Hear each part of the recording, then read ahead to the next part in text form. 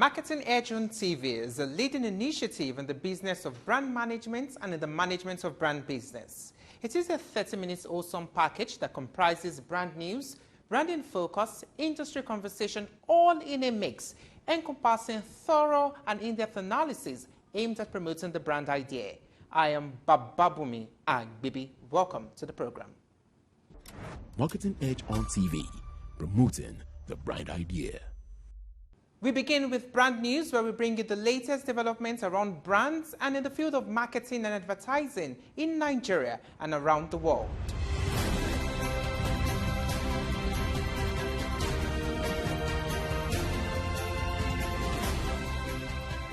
In brand news, the global creative agency market is on a growth trajectory projected to reach $22 billion by 2032 from $15 billion in 2023, according to Business Research Insights.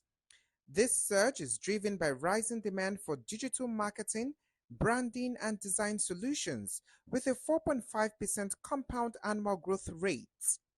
Agencies are leveraging emerging technologies like artificial intelligence, data analytics, and automation to optimize campaigns and deliver personalized marketing experiences.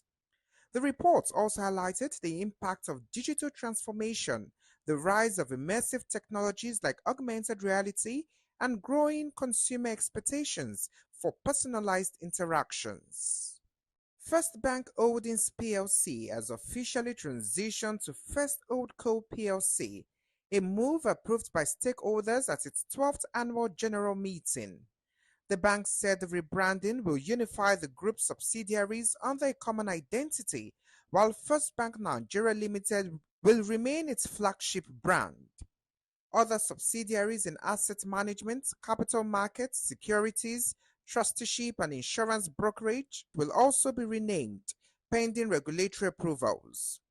Group Managing Director Wale Oyedeji said the rebranding reflects the company's commitment to growth, innovation, and enhanced customer service, strengthening its position in Africa and globally. The Advertisers Association of Nigeria, ADVAN, is set to host its annual African Awards for Marketing Excellence on February 22, 2025 at the Admiralty Conference Center in Victoria Island, Lagos. This prestigious event, themed Controlled Chaos, Mastering Marketing in a Hyper-Connected World, will celebrate innovation and impact in the marketing industry. Top marketing professionals, government officials, and chief executive officers of multinational corporations are expected to attend. The awards will feature new categories, including Best Use of AI and Industry Builder Award, highlighting remarkable contributions to the industry. Are you ready for the future of news and marketing? At the Marketing Edge Fireside Chat, experts reviewed how journalists and brands must connect with audiences in new and engaging ways, from becoming influencers to creating immersive experiences. Lekan Otufodunrin, Chief Executive Officer of Media Career Development Network, emphasized the need to adapt to the evolving media landscape and compete with the rising influence of bloggers and online personalities. Meanwhile, Franklin Uzekome, co-founder of MaxVrade, challenged traditional storytelling in marketing, advocating for story living. They urged brands to create immersive, interactive experiences where consumers become active participants in the brand's narrative, emphasizing the importance of cultural context and authentic engagement. Next is Branding Focus after this break.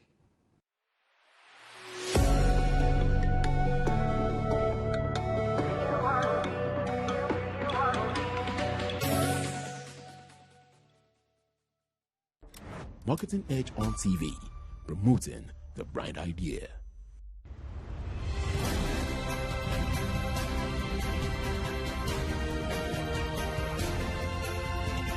And now to Brand in Focus. In today's digital age, influencer partnerships are a key part of many brand strategies. But are these collaborations truly effective? A new report suggests that alignment between a brand and its chosen influencer is crucial for success.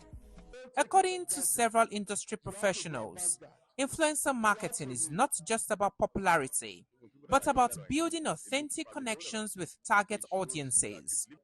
They explained that a mismatch can damage a brand's reputation, while a well-aligned partnership can boost its message, build trust, and drive sales. These experts stated that brands need to clearly define their goals before partnering with influencers. They agreed that this helps them find influencers whose content and audience match those goals. LAMPE OMOYELE, Managing Director of Nitro 121, emphasized the importance of aligning the choice of influencer with the brand's essence, ethos, and objectives. It suggested that a disconnect in any of these areas could create problems for the brand. Omoyele reportedly stated that even with alignment, that the execution is key. The brand custodian questioned whether the partnership actually impacts the brand's objectives, while also reiterating the need for brands to be more careful in the selection of influencers and how they implement their marketing strategies. He believes there is a gap, but also said there is a real opportunity for brands to improve their use of influencer marketing. Noting that while significant amounts are being spent on influencer marketing, Omoyele suggested that some of it is being wasted due to a lack of impact, even though brands appear to have embraced it as a key strategy. The accomplished marketing professional argued that not all brand influencer collaborations are successful. The Nitro 121 business leader added that partnering with influencers who are not relevant to the brand or promote conflicting values can lead to negative reactions and wasted resources. That was Branding Focus. Next is Industry Conversation, where we discuss with industry thought leaders who have distinguished themselves and have made tremendous impact in their chosen field. My guest today is LAMPE OMOYELE, the Managing Director of Nitro 121. Join us after this break. Marketing Edge on TV, promoting the bright idea.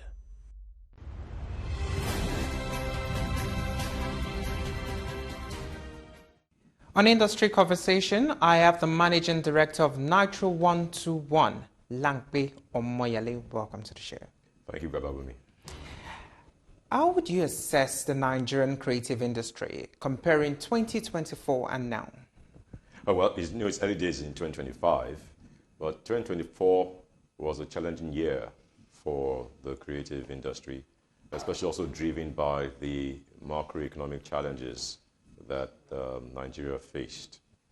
Nevertheless, I believe that the creative industry has made significant impact.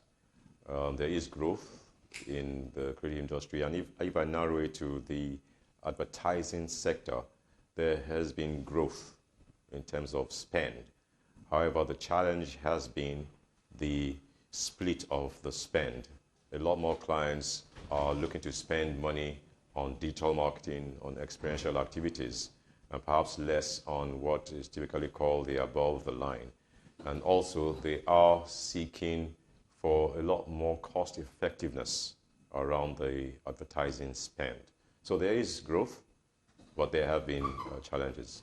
Okay, how much growth would you say has been recorded in the integrated marketing communication space in Nigeria? Okay, I can't put specific numbers, all right, but if I want to do an estimate, I would say that it's lower double digits, so perhaps between 10 and 15% in terms of spend in it itself. Okay, so what are some of the challenges hindering growth in this sector? So first of all, the advertising industry responds to what's happening in the macroeconomic environment. As you know, in 2024, inflation was very high. It was hyperinflation in 2024. You also have a situation where when costs increase, clients tend to look for where they can cut and make savings. And typically, marketing and advertising is where they also look at to cut. So that's a major challenge, right? The economy, when it's challenged, there's a tendency for advertising budgets to be reduced. Secondly, I believe that the industry is heavily fragmented. And what do I mean by that? one person can decide to open a hot shop. And therefore, with fragmentation, what then happens is that there's increased competition, but there's also a challenge in terms of the kind of quality that is produced. So there is a challenge of fragmentation. There's a challenge also of the quality of creatives or advertising materials that are produced. I think a third challenge is the advent of artificial intelligence and AI. And while in itself AI helps with efficiency, there is a risk that a lot of practitioners may begin to see AI as an end itself. And therefore, what then happens is an over-reliance on AI to produce advertising materials then impacts upon the depth of strategy behind it, also understanding cultural context, the cultural nuances. So those are some of the challenges that I see within the context of the industry. Now let's look at opportunities. What opportunities can players latch on this time to achieve profitability? All right, so obviously you have to look at your costs and look at overheads. That will also mean looking at your staffing and the quality of staffing, all right? Looking at basic operational costs, okay? But at the end of the day, is also ensuring that the tools, you have tools, relying on technology as well, can also help you with efficiencies. And so speaking to AI, so AI has its positives in terms of helping with efficiencies, with speed. And so those are some of the things you can look at to improve profitability. So I'll say look at tools, look at technology, look at basic operational costs, things that can help with management of costs. Now, talking about profitability, what's your assessment of ad spend in the outgoing year? Okay. I already indicated that there has been growth. I cannot give you specific numbers, but there has been growth in terms of ad spends. Okay, so what's your view about advertising generally in Nigeria? Advertising has come a long way. It has evolved. I think there's opportunity for advertising to improve in terms of the depth of strategy, understanding the consumer, understanding also cultural nuances, as I said earlier on. We're interrupting this program to bring you a live telecast. Our regular programs will continue shortly. Please stay tuned.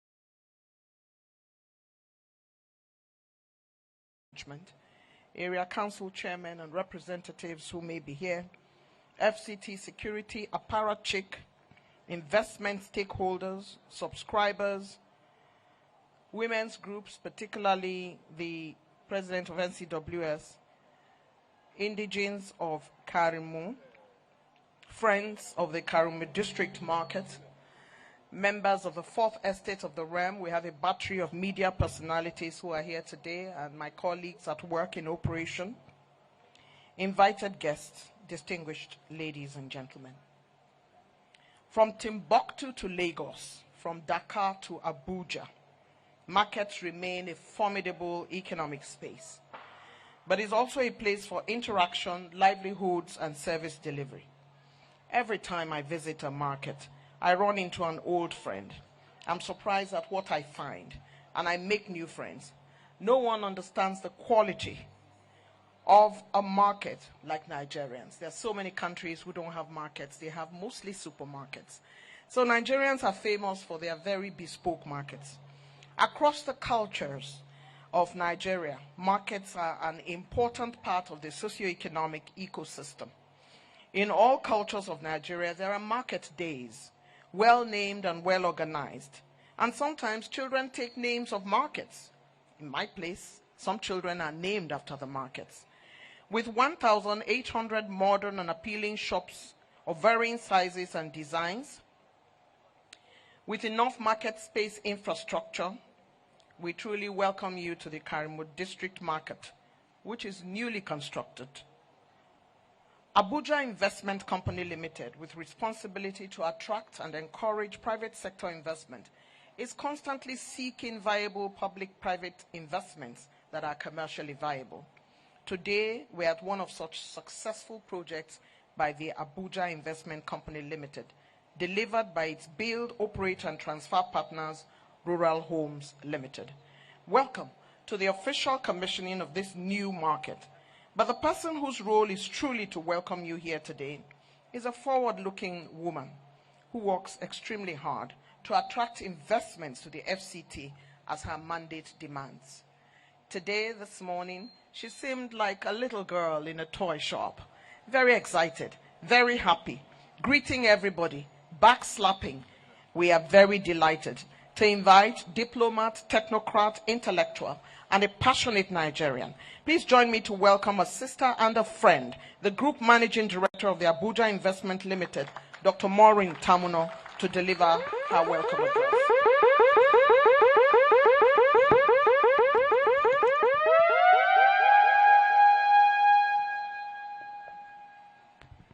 Thank you very much, Director of Program, my dear sister Eugenia Abu.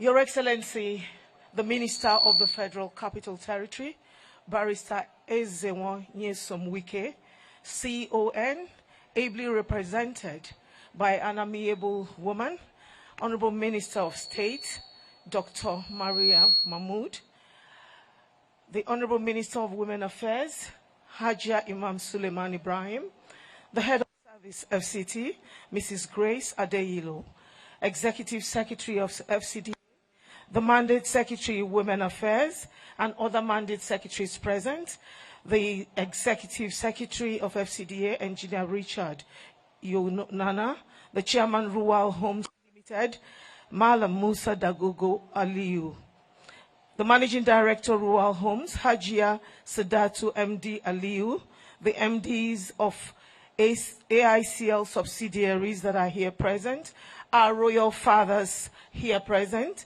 all market women that are present here, and then very wonderful women from the NCWS. NCWS! Thank you so much. You got my invitation yesterday. I'm so glad you're here today. Thank you. Karimo Market Traders, thank you so much for coming in your blue ashwebi looking like me. I'm very glad to have all of you. Your Excellency, thank you very much. Thank you. Your Excellency, today marks a historic milestone in the growth of the FCT as we officially open the Karimo District Market. This market will serve the Karimo District and other areas like Life Camp, Mbora, Gwarimpa, and Idu. The Karimo District Market is more than just a place of trade. It is a center of opportunity, a gathering for our people to do business, and a testament of the dynamism and vision of the Honorable Minister of the FCT, Mr. Project, His Excellency, Barrister Nyesom Wike, CON.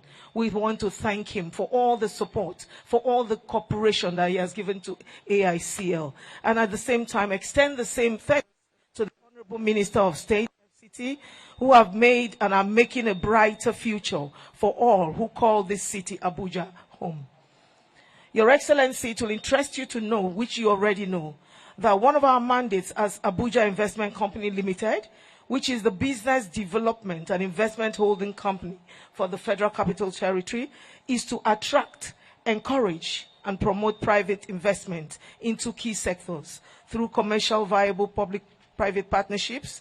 This Karimo District Market, developed with our development partners, Mrs. Royal Homes Limited, demonstrates a successful PPP under a build, operate, and transfer BOT arrangement, where the government collaborates with private sector to create profitable and sustainable public infrastructure. I'd like to let you know, Your Excellency, that this development is on 9.91 hectare of land.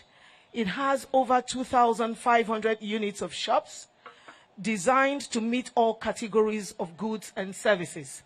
These shops range from open to closed sales in a modern market, standard double and deluxe size closed shops, cold rooms and warehouses. The internal roads, from what you can see, they're all tarred, paved and pedestrian pathways. 24-hour power supply. Of course, there is a clinic to take care of any medical issues. There is a police station, fire service station, administrative block, public convenience, flowing drainage and sewage system, good landscaping and horticulture. There is sufficient infrastructure to provide a serene, comfortable, and secured environment for business. The infrastructure of Carmel Market, District Market, was designed with both convenience and sustainability in mind, incorporating modern amenities and using a welcoming environment for all of you. And I'm sure that's why you're peacefully seated and you're happy you're here. Well, our vision for the Carmel District Market is to create a market that supports businesses, encourages sustainable commerce, and provides residents with access to affordable foodstuff. Thus, this market offers a platform for business, entrepreneurs, and vendors to thrive and generate employment. The construction of this market of this magnitude does not come to reality without dedication, vision, and collaboration. On this note, I would like to sincerely extend our heartfelt gratitude to everyone who has played a role in making this market a reality, especially our partners, Mrs. Royal Homes Limited, for your hard work over the years. Your resilience and belief in this project are a foundation to its success. Permit me to, at this point, acknowledge my boss, the Mr. Project, the man who takes the lead when he sees a vision. No other person than the Minister of FCT, His Excellency Barrister Nyesom Wike, and of course our dear mother, Dr. Maria Mahmood. The Honorable Minister, I think they deserve a round of applause. Without them, we will not be here. They have been so wonderful. I thank you very much for the support you have given to AICL. All the time we knock, you open for us. So the people of Carmel District are happy, the market women are happy, the market traders are happy, and everybody is happy. I also want to extend my heartfelt gratitude to all officials of the FCTA who have played a role in making this market a reality and are physically here to witness it being commissioned. We appreciate your presence. And on this note, I'd like to say thank you and God bless you. Thank you very much indeed, the Group Managing Director of AICL, who has spent her time delivering her welcome address. Very intentional welcome address indeed it is. A successful public-private partnership, collaboration with private sector to create sustainable infrastructure with dedication, vision, and collaboration. Thankfulness to everybody who has come today and to their partners, their BOT partners, Mrs. Royal Homes Limited, who has created the foundation for success. And of course, she goes to thank the Honorable Minister of the FCT, who has constantly provided the support, and the mother of the FCT, the Minister of State, FCT, who continuously lends her support to the AICL as the minister does. Let's give another round of applause to Ambassador Tamno. Thank you very much, media. Very well received. We know, of course, that we have the head of service, FCT, here, who is seated nicely along with mandate secretaries and permanent secretaries and senior special assistants and those who head agencies and the FCT cognoscenti of directors. We also, of course, have Abuja market women, have women traders, we have NCWS, we have youth groups, and we have Karimu citizens and indigenes who have come to join us. You do not want to see me in a market. I love markets. Because, you know, I mean, when you go to the market, all those things you want to use to make that your soup is looking at you. It's also calling your name. And for me, every 2 weeks I'm in a market. I have a friend who lives not far from here in Karimu. So this market will see a lot of me. Why do we need markets after all? Let's be fair. Principally is to get all the ingredients for a truly banging Nigerian soup. You know, when we are cooking, the aroma is on the main road. If you know how to cook, they would say, this area that I'm in, somebody is cooking stew like that, as if I should invite myself into the house. The ingredients often, always come from the market. You know, ogbono, begiri, abula. Yeah? I love to cook. So when you hear me mention these names, it means I'm inside the matter. The unprecedented jollof rice that has made Nigeria a nation to reckon with. Only recently I met a Ghanaian diplomat and a Ghanaian academic. And the only thing we talked about was jollof rice and how Nigeria's own has no compare anywhere in the world. They make it in Tanzania. They make it in Senegal. They make it in Cote d'Ivoire. They make it in Ghana. And anybody dares to think that jollof rice cooked on top of a burning steam of fire with the smell of the smoke inside. You know that party jollof rice? Somebody will be telling me that there's one jollof rice in another country that's better than it. It's impossible. It's the reason I can't stay too far away from home. The tomatoes we have are different. We have meat and chicken in the markets. We have ochoko, we have obegwa. We have eforiro, we have miankuka. We have fisherman soup and banga. That banga that has prawns inside that are dancing inside the soup. You can tell that I love market and I like cooking. And I also like to eat goat pepper soup and all the other things that come with it. Markets are formidable places that our forefathers have bequeathed to us. And today we modernize them. When you look at this Karimu district market, you know that we have modernized our markets. We have made them more convenient, easy to access. And if you don't even feel well after walking around, there is a clinic to look after you. It's time now for us to give our goodwill messages. To kick off this goodwill messages, please join me to welcome to the podium the chairman of Abuja Market Association FCT, Chief Raphael Okorie. Chief Okorie, it's time for you to mount this podium.